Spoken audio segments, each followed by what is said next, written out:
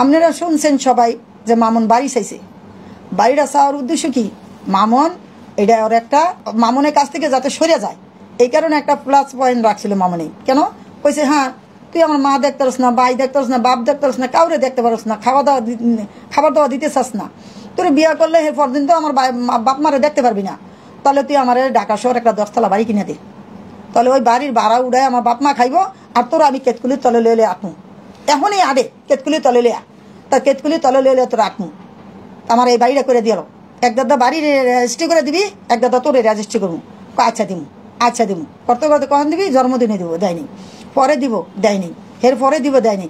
তখন মামুন কি করছে, রাগ হয়ে যাইব গা, ওর বন্ধুরা দুইটা আইসে খবর দিছে আমার কাপড় ছুটি নিয়ে যা, আমরা চলে যাবো। তখন কি করছে, ওই যখন রওনা দিছে তখনই মামুনের গাড়ির মধ্যে লাইলা মারছে, চুলো ধরে ধরছে যখন, আর এই খামসাটিয়া তখন মামুন জিদ্দের মাথায় মামুনও আবার মারছে, ওই মারটাই মারামারি হয়েছে। হওয়ার পরে ওগুলি লাইফে দেখাইছে যে মামুন আমারে মারছে। তা যাই হোক মামুন গেছে গা, হ্যাঁ লাইলা আগে মারছে মামুনের, পরে মামুন মারছে। মামুনের চুল ধরলে মামুনের মেজাজ খারাপ হয়ে যায়, যখন চুল ধরে টান দিছে তখন মামুন মেজাজ খারাপ হয়েছে, তখনই মামুন আবার মারছে। তার মারার পরে আমি আবার মামুনের বকাঝকা করছি, তুই কেন মারছো? মারো, মার, ঠিক আছে মারির একটা ডিমান্ড, এদিকে মারতি, এদিকে মারতি, তুই নাক মরবি মারছস কা? কত সার্জারি করা, আমি টোকা দিছি অল্প ছোট করিয়া, কিন্তু কালো হয়ে গেছে গা, কত মুখ পুরা সার্জারি করা, এই জন্যে। তা আমি ওখানে এটা খারাপ দেখা গেল না, অনেক বকাঝকা করছি। আবার মানুষ ডাইকিয়া সবাই নিয়ে আবার বসছে, মামুনের কাছে 2 মাসের টাইম চাইছে, 2 মাসের মধ্যে তোমার বাড়ি কিনে দিব আমি সব কিছু। তখন অনেক মানুষ আইসা, সবাই দেখছো তো সোশ্যাল মিডিয়াতে, সবাই আইসা মামুনের মিলাই দিছে, আর মামুনের নামে একটা মামলা করছে। ওই মামলাটা বলছে যে আমার সাথে আপোষ হয়ে গেলে মামলাটা তুলে নিব।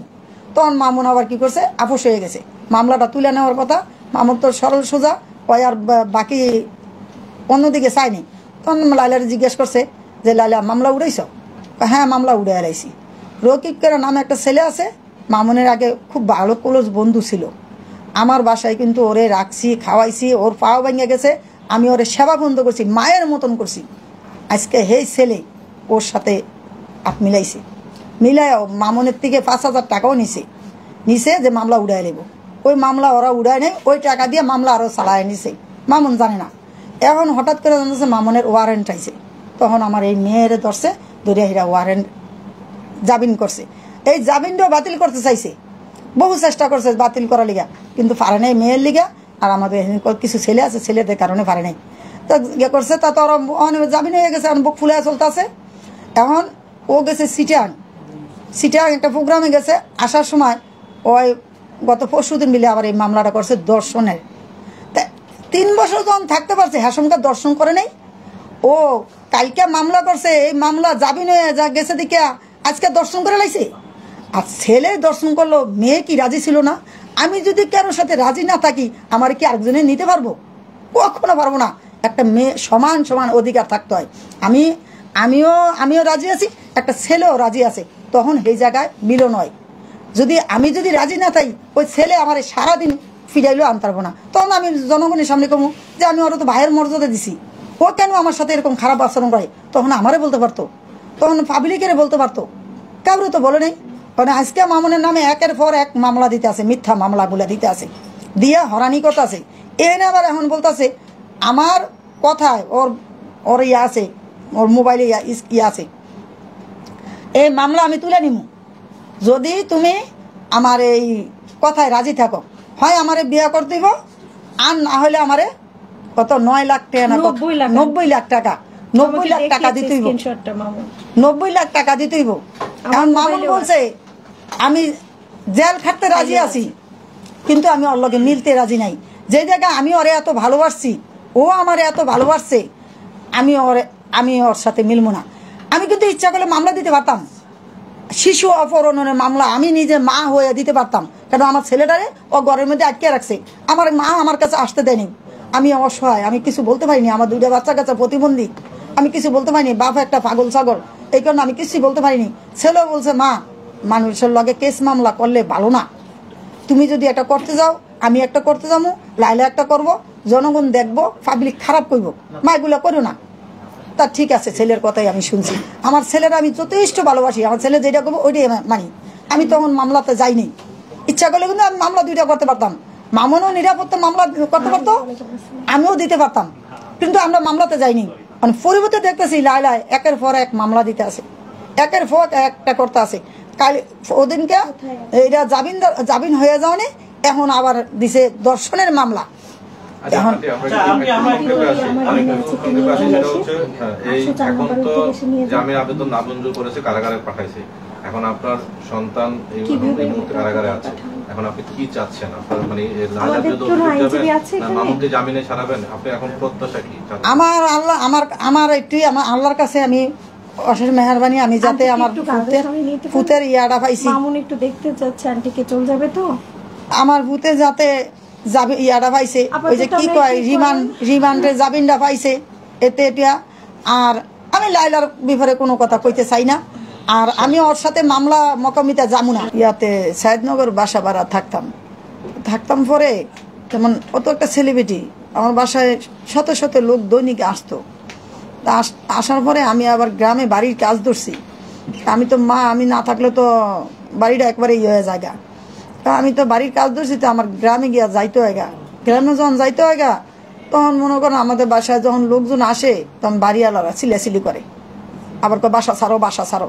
তো এই করতে করতে বাসা একটা ছেড়ে দিছি, মানে আরেক বাসায় গিয়ে উঠছি। সেই বাসা তো একই সমস্যা, মানে বন্ধু বান্ধব তো না করতে পারে না, যেহেতু আমার বাসা তো আবি না। যখন বন্ধুরা যদি একটা ছবি তুলতে আইতে চায় বা আসছে, মামুন কি কখনো বলতে পারবো যে আমার বাসায় আসবি না?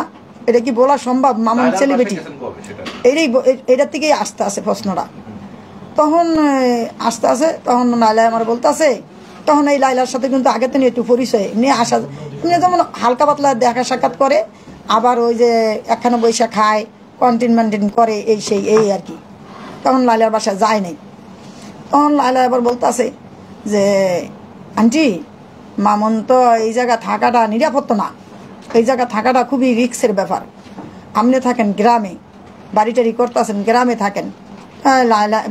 আমার বাসা নিচে খালি আছে, তা মামুন আমার বাসায় থাকুক। তা আমি কি না, তোমার বাসায় থাকতে গেলে এটা কেমন দেখা যায়, খারাপ দেখা যাইতেছে না? কয়েকটা আমার নিজের বাড়ি, ও তো আমার ভাইয়ের মতন, সমস্যা কি? ও আমার বাসায় থাকুক, ও নিরাপদে থাকবো, ওর লিগে আপনার কোনো টেনশনই করা লাগবে না। এখন তো আপনার একটা ওইদিকে বাড়ির টেনশন করা লাগে, এদিকে ওর টেনশন করা লাগে। ভাই হিসাবে নিয়ে গেছে। হ্যাঁ, আমার কাছ থেকে নিচে যেটা, আমি সত্য যেটা সেটাই বলবো। ও আমার আপনার বাড়ির টেনশনও করা লাগে, এইটা টেনশন করা লাগে। এই হিসাবে আমার কাছে থাকুক, ওর খাওয়া দাওয়ার আপনার টেনশন করা লাগবে না, ওর কিছু টেনশন আপনার করা লাগবে না। যখন আপনার বাড়িটা কমপ্লিট হয়ে যাবো, তখন আবার মামুন আপনার কাছে চলে যাব, সমস্যা নেই। আমি কি তো এটাও তো খারাপ না, ভালোই, এটা আমি মনে করছি। ঠিক আছে, তাহলে থাকুক। তাই গেছি, গিয়া দেখছি লাইলার যে একটা রুম খুব সুন্দর করে ডেকোরেশন করিয়া খুব সুন্দর করে দিচ্ছে, আর রুমটা খাট খুট ফালাই দিছে, সবকিছু করে দিছে। ওই ফ্ল্যাটে ওই যে এই পাশে যে একটা সোফার রুম আছিল না, একটা সোফার রুম, ওই সোফার রুমটা মামুনের সবকিছু কমপ্লিট করে দিছিল, ওই রুমটা। আর ওই যে বড় যে বেডরুমটা, ওটার ভিতরে লাইলা থাকতো ওর ছোট মেয়েরে নিয়ে। হ্যাঁ, আর ওই ওর ছোট মেয়ে যেটা থাকে, এটা পাকি রুম ছিল। তারে থাকে, আমরাও গিয়া মাঝে মাঝে মামুনের কাছে, আমি মাঝে মাঝে যদি আমি আসতাম, আসলে গিয়া দেখা করে আইতাম। আচ্ছা, এবার আমরা একটু আসি, যেহেতু একসাথে থাকছেন, আপনারা জানেন তাদের সম্মতি, পরিবারের সম্মতিতে আসছে, সেই ক্ষেত্রে এখন যে অভিযোগটা আনছে, এটা কি সত্যি না মিথ্যা, আপনি কি মনে করেন? হ্যাঁ, এইটাই আমি বলতেছি, আমি আস্তে আস্তে বলতেছি, আপনারা শোনেন। পরে যখন এই কথাটা যখন বলছে লালাই, ঠিক আছে রয়েছে, যখন আমার বাড়ির কাজ কাম শেষ হয়ে গেছে, তখন আমি আবার বলছি যে এখন মামুন চলে যাব। এখন যে চলে যাবো করে কইছে, এখন লাইলাই কইতেছে না, যাইতে পারবো না। কেন? না, যাইতে পারবো না। ও কি করতো, মামুনের ফেসবুকের আইডি বন্ধ করে রাখিয়া ওর আইডিতে সব ভিডিও ছাড়তো। লাইলার তোর বাংলাদেশে কেউ চিনে নেই। মামুন তো 10 মিলিয়ন অর্জন করছে আরো 3 বছর আগে। এখন মনে করেন সবাই এটা দিয়েই লাইলার এই ভিডিও সাথে সাথে লাইলার ভিডিওতে অনেক ভিউ হয়েছে, অনেক টাকা কামায়, অনেক ইয়া করে। মামুনের আইডিতে 2টা 3টা করে সারে, যেই টাকা আসে ওইটা দেয়, আমরা চলি। আর আমাদের বাড়িটা করছি আমি নিজে 8 লাখ টাকা 9 লাখ টাকা আমি নিজে জমাইছি। তখন লাইলার সাথে সম্পর্ক ছিল না, তখন জমাইছি, জমায় বাড়িটা করতে গেছি। তখন আবার একটা মামুনের প্রাইভেট গাড়ি কিনছিল না, মামুন নিজে টাকাটা কিনছে, তখন লাইলার সাথে সম্পর্ক ছিল না। ওই গাড়িটা বিক্রি করছি, ওগুলো বিক্রি করিয়া তারপরে আমি মনে করেন বাড়ির কাজগুলো করছি। এরপরে এখন যখন আমি কইতেছি না মামন এখন থাকবো না, আমি গ্রামে চলে দেবো, তখন কয় গ্রামে গিয়ে কি কাজ করতে পারবো, গ্রামে গিয়ে তো আর কাজ করতে পারবো না, থাকো রয়েছে এখন, কোনো সমস্যা তো হয় না। কি সমস্যা? আমি না মানুষ আবার কানাকোচা করবো, খারাপ করবো, না খারাপ কিনা করবো, ও আছে আমার ভাইয়ের মতন তো আছে, সমস্যা কি, থাকো। তখন পর্যন্ত কি কোনো বিয়ের ব্যাপার? না কোনো বিয়ার ব্যাপারে কোনো আলোচনা করে নাই, কিছু করে নাই। গত এই 1 বছর ধরে ওই বিয়ার ব্যাপারে আলাপ করছে। যখন কইতেছে আমার বিয়া করতেইব, তখন মামুন কইতেছে মানে তোর বিয়া করবো কেন, তোর তো বিয়ার করার আমার কোনো কথা হয় নাই, আর কোনো যুক্তি দিয়ে আহেনি, আর তোর বিয়া করবো আমি কোন স্বার্থকে, আর তুই এখনই বিয়া ছাড়া তুই আমার মা ভাই বোন কাউরে দেখতে পারস না, আমি তো দেখছি, দেখতে পারস না, ঠিক মতন টাকা পয়সা দিতে দেস না, সব তোর ওই অ্যাকাউন্টে নিয়ে জমাস। মামুনের সরলতা নিয়ে মামুনের টাকাগুলো ওর অ্যাকাউন্টে নিয়ে ঢুকাইতো, তা আমাকে চাইলে ওই অল্প অল্প কিছু কিছু দিত, সেটা তো কোনো রকম খাইতাম চলতাম। এখন ওই লাই কী করতো, এরকম করতো, করার পরে কয় ঠিক আছে তুই আমার, আমি ফোলানি নিতে চাই, নিতে দেয় না। এটা নিয়ে কিন্তু আমাদের বাসায় বিশাল ঝগড়া হয়েছে। ও যেই জায়গায় চাকরি করে, এটা মনে হয়েছে এখন, ও যেই জায়গায় চাকরি করে ওই জায়গা অফিসে আপনারা দরকার পড়লে যাইবেন, ওই জায়গার অফিসের কিছু স্টাফ আছে, কিছু লোক আছে, বড় বড় অফিসার আছে কিছু, ওর আন্ডারে ওর নিচে যারা চাকরি করে ওই লোকগুলো আছে। ওর বাড়ির ড্রাইভার ছিল, গাড়ির ড্রাইভার। ও আমার বাসায় গিয়া যখন ঝগড়া করছে এটা নিয়ে, তখন কিন্তু ওটা নিয়ে বিরাট ঝগড়া হয়েছিল, অনেক ঝগড়া হয়েছিল। মামনের একটা এসি কিনে দিছে, এসিটা খুললে আনতে গেছে, তখন আমি কিছু এসিটা খুললে নিয়ে তুই শিগগিরি আমার বাসার বাইরে আর কখনো আমার বলার কাছে যাবি না। লাস্টে যখন ঝগড়া লড়া হয়েছে ওর পরে হয় কী করলো, আবার এসিটা থুইয়া ওই বেটাকোর সামনে আমি ও খারাপ বুড়া কথা বলছি, মিথ্যা কথা কম না, রাগের ঠেলা অনেক কথাই বলছি। কেন তুই ভাই বানায় এখন আবার এই কথা কস লিগা, আজকে এগুলো কি কস, তোর বয়স কি আর ওর বয়স কি? লাইলার কিন্তু 2টা বিয়ে হয়েছে, আমরা জানতাম না। আমি যখন গেছি দেখছি মেয়ে 2টা, তখন জিজ্ঞাসি কারা, আমার বোনের মেয়ে, বোনেরা বিদেশ থাকে, বোনের মেয়ে। আর মামনের কাছে বলছে বলে কাজিন নাকি, কাজিন পাই কি রেখছি না, তা আমার কইছে বোনের মেয়ে, তা আমিও সবার কাছে কইছি ওর বোনের মেয়ে। তা এখন আর ওর যে 2টা বিয়ে হয়েছে তাও জানতাম না, এই মারামারির পরে এগুলো বাস্ট হয়েছে। তা এখন এই করিয়া এখন মামন কইতেছে তোরে মামনেরা কইতেছে বিয়া করতে হইব, আমারে বিয়া করতে হইব। এখন আমি কইতেছি কিভাবে বিয়া করবো, তোমার বয়স কি ওর বয়স কি, কিভাবে বিয়া করবো, এটা নিয়েই এই যে ঝগড়া লড়াই শুরু হইতেছে। এখন এগুলো মামলা আসতেছে পরে, কিন্তু এর আগে যে মারামারিটা হয়েছিল ঘুষাঘুষি, এটা হয়েছে কি, মামন বলতেছে হ্যাঁ তোর যে বিয়া করবো আমার তো একটা শর্ত থাকতে হইব, তাহলে তোর বুড়া বেটিটা আমি বিয়া করবো কি লিগা, তোর একে 2 বিয়ে হয়েছে, তোর 2 ঘরে 2টা বাচ্চা আছে। এখনও সেই স্বামীরা আসা যাওয়া করে, সেই স্বামীরা ওই 2 বাচ্চা তোমার খাওয়ান বড় পোষণ দেয়। ওর মা কিন্তু খুবই ভালো, মা পারে না ওর সাথে। আর মেয়েটা বড় মেয়েটা খুবই লক্ষ্মী, 5 ওয়াক্ত নামাজ পড়ে, সব কিছু করে, পদ্মাশালী থাকে বড় মেয়েটা।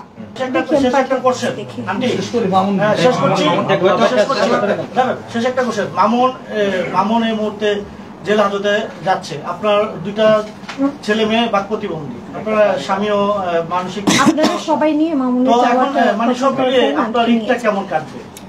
বাবা আমার যে সন্তানে আমার কামাই করে খাওয়াইতো, যে সন্তানে আমার প্রতিবন্ধী ফলামাইনে খাওয়াইতো, ঈদের বাজার করে খাওয়াইতো, এই সন্তানই যদি জেলে তাই আমি মা আমার কি ঈদ রাখবো?